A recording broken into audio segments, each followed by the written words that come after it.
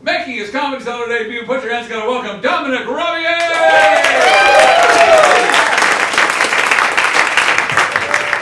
Excited to be here at the Comedy Cellar. When I first moved to New York, I thought, big city, big dreams. Turns out it's big city, tiny apartment. Even the roaches have to go outside to stretch. I play a lot of video games. Most recently, Baldur's Gate 3. Woo! Game of the year, exactly. It's like Dungeons and Dragons, but on steroids. You'd think with the amount I played, my muscles would be bigger. Ever heard of World of Warcraft? Yes. Yeah? Some WoW fans? Excellent. You can think, for those of you who haven't played, you can think of it as a virtual world where everyone pretends to be an elf or an orc or a wizard. It's like Halloween lasted all year, except for instead of candy, you get carpal tunnel. World of Warcraft is a multiplayer game, so you play with people from all over the world. It's the only place where a teenager from Texas, a grandma from Sweden, and a lawyer from Japan can all come together to yell at me, standing and fight. I also like nerdy niche video games like Dwarf Fortress. This is an intricate simulation where every dwarf has thoughts, feelings, desires. It's more emotional depth than I've seen in any of my Hinge dates. I asked Siri for help with dating. She said, sorry, I can't help with that. There are fresh dates available at Whole Foods, which is 2 minutes away from me. Anyone use Hinge? Yeah, Hinge, okay. All of you that are in relationships, that's cool. So, Hinge claims it's the dating app designed to be deleted. Deleting the app is the only real form of commitment in that app. Half the profiles on Hinge say, don't message me here, check out my Insta. So I do, and it's all an endless stream of selfies. Looking for a date, not a duck face parade. And how about Coffee Meets Bagel? You match, and right away, she pops the big question. So, are you the coffee or the bagel? It's like a compatibility test based on carbs. How do you even brag about meeting someone on Coffee Meets Bagel? I was dark roast. She was cinnamon raisin, and together we had a threesome with strawberry Pop-Tart.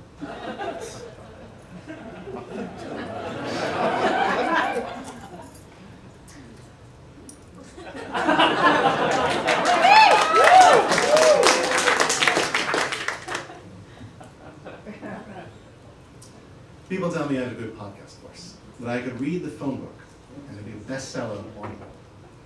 Discount tax lawyers, 1-800-577-4232. That's 1-800-IRS-JAIL. I was at a cafe the other day, and his first date was going well. I leaned in and said, darling, I'm really enjoying this. Let's get dinner. I got 3 yeses. My date, the barista, and the nun who was sitting at the table next to us.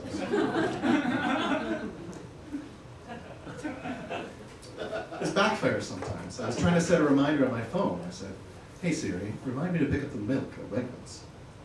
Siri said, hey, your calendar looks free on Saturday. Let's get a drink.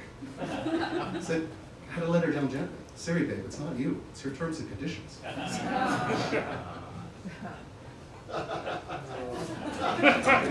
Dating is tough nowadays. I wonder whether it was easier in medieval times. You didn't swipe right, you sent a raven. Your profile would be like, must love long horseback rides away from the Black Death. It wasn't Netflix and chill, it was plague and panic.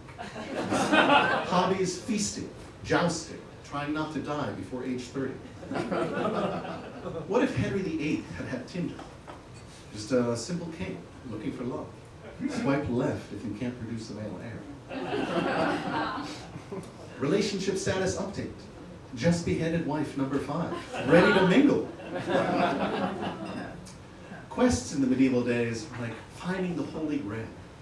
Today it feels the quest is finding someone who looks like their profile picture. Dating pickup lines back then must have been wild. Hey babe, are you a witch? Because you've totally put me under a spell. If she says no, well, it's just another Friday night down at the Burning Steak. She says yes, well congrats, you found the only woman in the village who could read. How did guys impress girls back then? I would write you a sonnet, but I'm illiterate, so here, I brought you a turtle. What about knights hitting on ladies? My fair lady, Your beauty burns brighter than the torches in our plague-ridden village. Sir, you had me at plague. Thank you.